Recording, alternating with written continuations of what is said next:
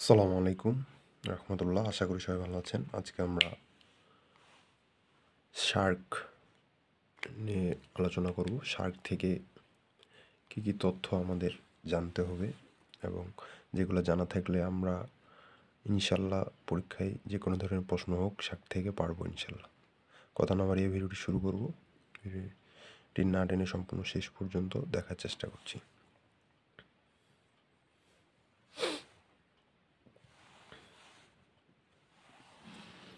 তো শার্ক থেকে আমাদের প্রথম জানতে হবে, এটা হচ্ছে আপনার দক্ষিণ এশিয়ার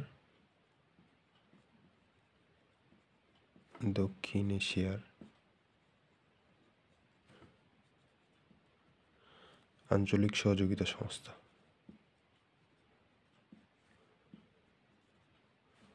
আঞ্চলিক সহযোগিতা সংস্থা। এরপরে আমাদের সার্কের পূর্ণরূপ, এটা জানতে হবে, অনেক পরীক্ষায় এসে থাকে। এটা হচ্ছে আপনার সাউথ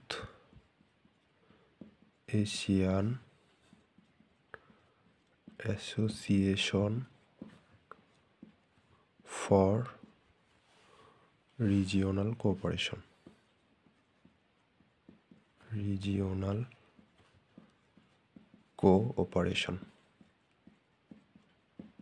এই গেল আপনাদের দুটি গুরুত্বপূর্ণ তথ্য। এরপরে এটা প্রতিষ্ঠা, সার্ক প্রতিষ্ঠিত হয়েছে আপনার 8 ডিসেম্বর 1985-তে। এটার উদ্যোক্তা ছিল আপনার উদ্যোক্তা দেশ বাংলাদেশ।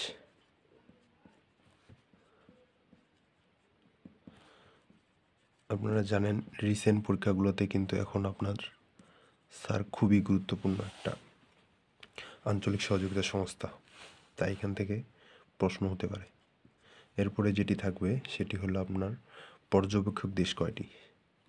তার আগে আমাদের জেনে নিতে হবে সদস্য দেশ। সার্কের সদস্য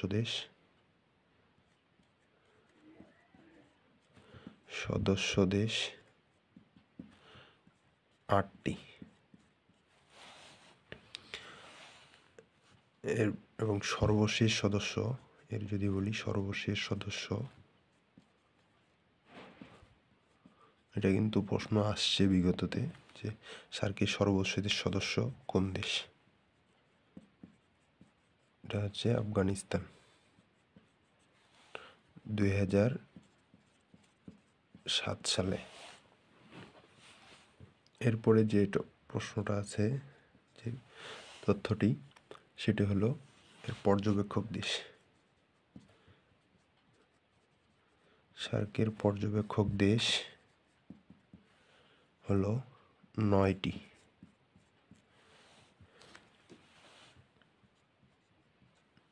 এরপরে সার্কের সদর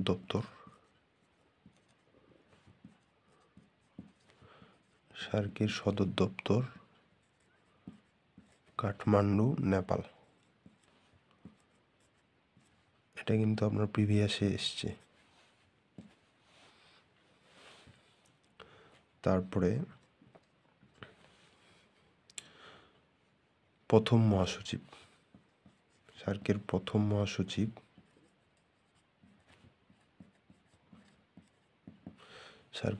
মহাসচিব বাংলাদেশ থেকে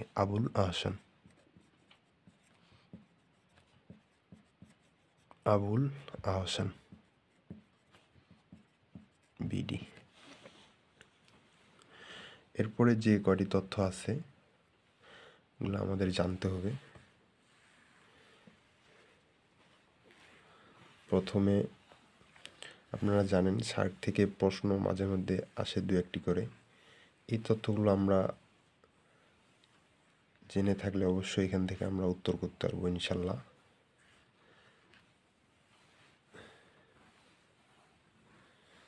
তারপরে আপনার জানতে হবে সার্কের বর্তমান মহাসচিব।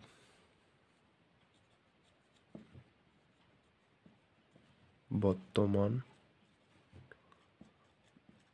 মহাসচিব। সার্কের বর্তমান মহাসচিব গোলাম সারওয়ার, ইনিও বাংলাদেশের। গোলাম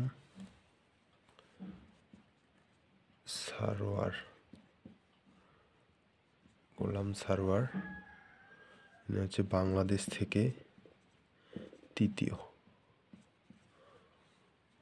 আর একটা তথ্য এখানে জরুরি জানা, যে বাংলাদেশের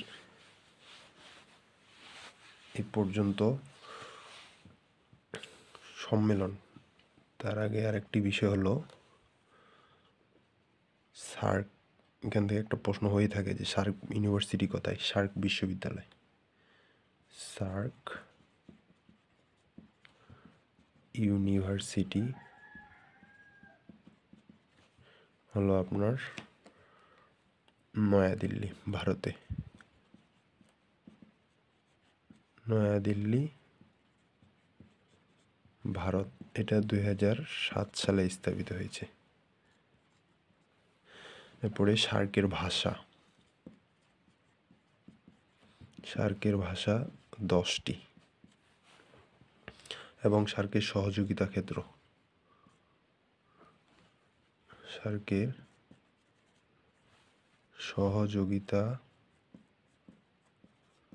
সহযোগিতা ক্ষেত্র 13টি। কিন্তু ইম্পর্টেন্ট খুবই, কারণ এখান থেকে অলরেডি এখানে প্রশ্ন হয়ে গেছে, প্রশ্ন আসতে পারে সার্কের সহযোগিতা ক্ষেত্র কতটি। এরপরে প্রথম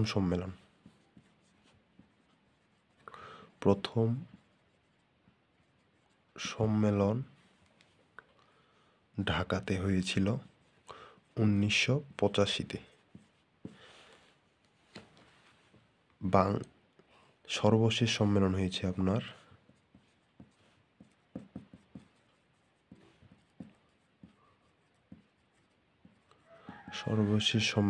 আপনার নেপাল, কাঠমান্ডু। এটা 2014-তে। এরপরে আর কোনো সম্মেলন হয়নি। তো 19তম পাকিস্তানে হওয়ার কথা ছিল, এটা আপনার 18তম। 19তম পাকিস্তানে হওয়ার কথা থাকলেও সেটা হয়নি। এরপরে বাংলাদেশে কতবার সম্মেলন হয়েছে, এখান থেকে প্রশ্ন হতে পারে।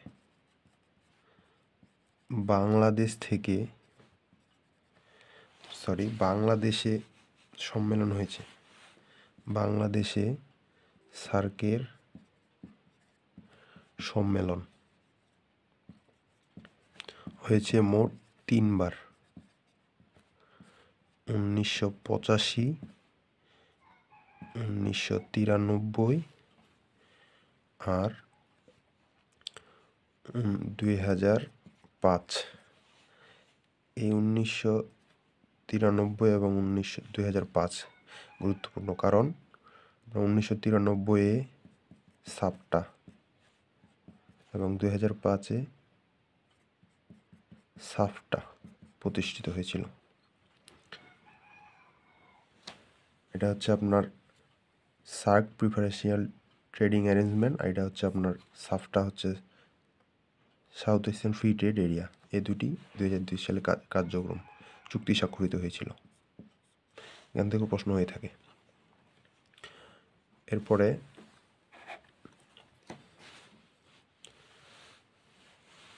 আর একটু আছে, আপনার 2-3টা ইনফরমেশন দিলেই সার্ক শেষ করব।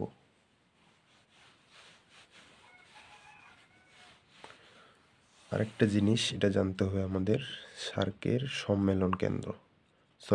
আঞ্চলিক কেন্দ্র।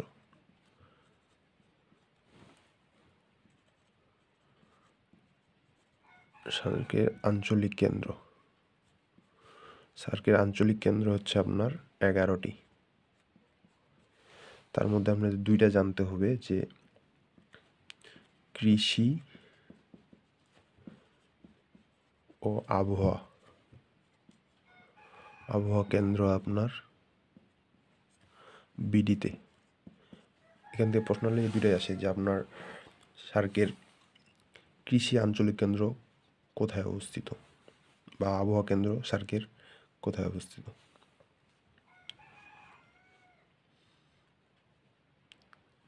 তো এই ছিল আপনার শার্ক সম্পর্কে মোটামুটি জানার সব ইনফরমেশন। এগুলো আপনারা জেনে থাকলে অবশ্যই এখান থেকে প্রশ্ন আসলে এখান থেকে আসবে।